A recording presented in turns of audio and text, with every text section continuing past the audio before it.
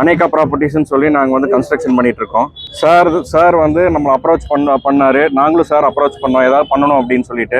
அப்போ சார் வந்துட்டு இந்த மாதிரி ஒரு கான்செப்ட் பண்ணலாம் அப்படின்னு சொல்லி நானும் சாரும் வந்து ஒரு கலந்துரையாடி ஒரு டிசிஷன் எடுத்து செல்ஃப் மேட் மேன் அப்படின்னா எப்படி வந்து டெபிக் பண்ணுறது அப்படின்ற ஒரு கான்செப்ட் கொண்டு வந்தாங்க. ஸோ மெயினாக வந்து இது என்ன குறிக்குது அப்படின்னாங்க, ஹார்ட் ஒர்க்குங்க, பர்சீவரன்ஸ், அதுக்கப்புறம் நம்மளோட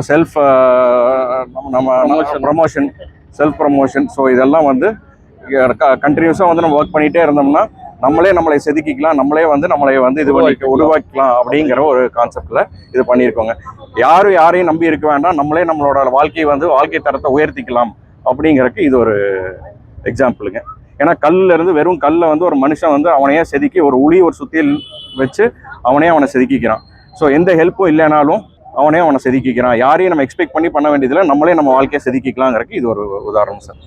ஹை குவாலிட்டி ஃபைபருங்க, உள்ள வந்து metal structure, almost 1 ton weight வரும். மழை வெயிலுக்கெல்லாம் எதுவுமே ஆகாதுங்க. ஸோ இது கோயம்புத்தூர் வந்து தொழில் நகரம், உழைப்பா ஒரு விஷயம் முன்னிறுத்தி பண்ணியிருக்கோம். சார் வந்து sponsor பண்ணாருங்க.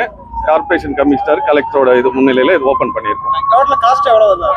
Cost almost 25 to 26 lakhs வந்துருக்கு. சரிங்களா? Okay sir, thank you.